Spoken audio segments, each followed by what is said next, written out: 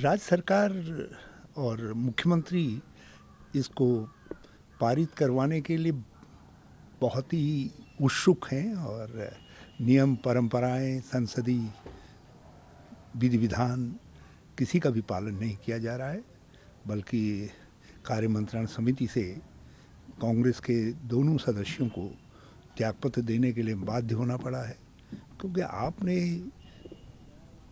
सत्र का एक्सटेंशन किया है।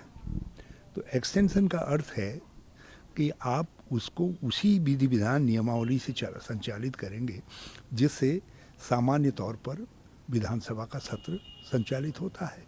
प्रश्नकाल होगा, लोक महत्व के प्रश्न उठेंगे और फिर विधेयक इत्यादि जो आने हैं वो आएंगे। मगर यहाँ कहा जा रहा नहीं, कुछ नहीं करना है, केवल ये ड्राफ्ट पेश होगा, इसका पालन करना है। और ड्राफ्ट किसी को उपलब्ध नहीं है, न मीडिया में है, और जो ड्राफ्ट उपलब्ध नहीं है आप तत्काल उस पर चर्चा करना चाहते हैं। 700-800-900 पृष्ठों का ड्राफ्ट बताया जा रहा है।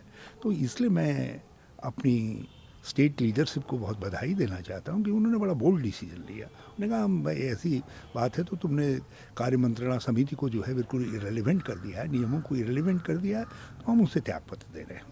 मेरी शिकायत, क्योंकि धामी जी की उत्सुकता समझ में आती है, क्योंकि उन्होंने बहुत चतुराई से अपना भाजपा के अंदर स्थान बनाने के लिए इस यूसीसी का उपयोग किया है। मगर केंद्र से मेरी शिकायत ये है कि उन्होंने उत्तराखंड जैसे छोटे राज्य को, सीमांत राज्य को, जो संवेदनशील राज्य है कई दृष्टिकोणों से, आपने उसको टोकनिज्म के लिए इस्तेमाल किया।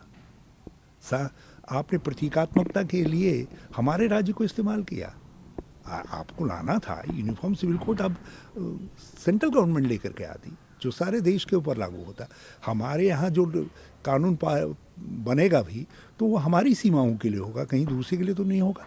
और फिर इसके जरिए, इस टोकनिज्म के जरिए आपने ये ऐसा करने दे करके उत्तराखंड को एक गलत परंपरा डाल दी है। अब दूसरे राज्य भी इसी तरीके से कॉमन सिविल कोड के नाम पर अपना कानून बनाने की कोशिश करेंगे, और इस कोशिश के अंदर वो दूसरे समुदायों के वैयक्तिक परंपराओं और संस्कारों आदि में जो है दखल कर सकते हैं। एक अपना वोट बैंक ठीक करने के लिए, सपोज करिए तमिलनाडु के अंदर जो है कुछ लोग मातुल कन्या से भी विवाह करते हैं और कुछ लोग नहीं करते हैं।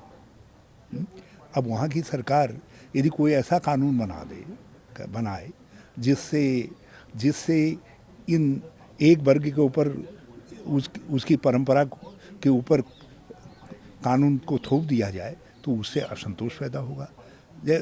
आप मणिपुर को ले लीजिए, वहाँ दो ट्राइबल कम्युनिटीज़ आमने सामने खड़ी हो गई हैं केंद्र सरकार की गलत नीतियों से।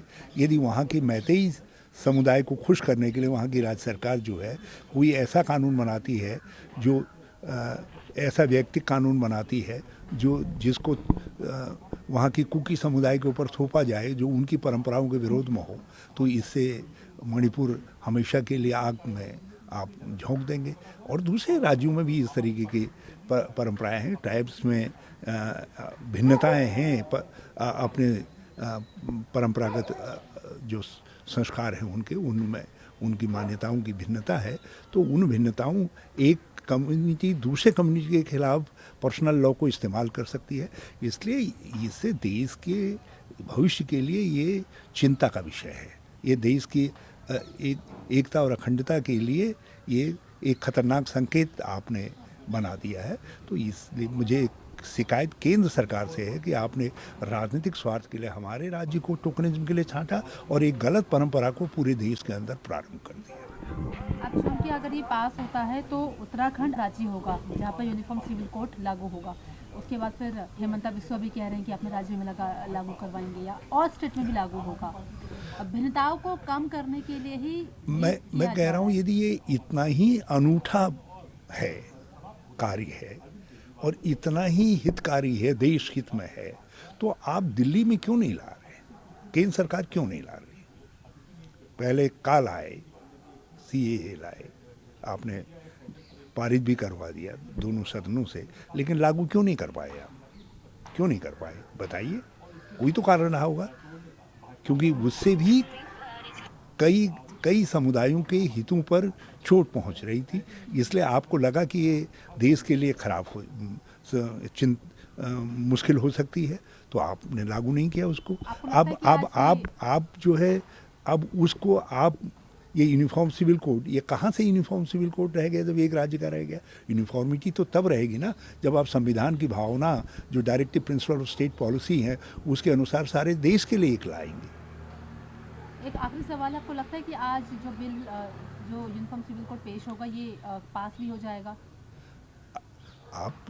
जब आप कोई नियम कानून परंपरा का पालन ही नहीं कर रहे हैं, तो आप तो कुछ भी करने के लिए स्वतंत्र हैं। लेकिन मैं राज्य सरकार के विवेक से अपील करना चाहता हूं कि इसके अध्ययन का पूरा मौका, अवसर दिया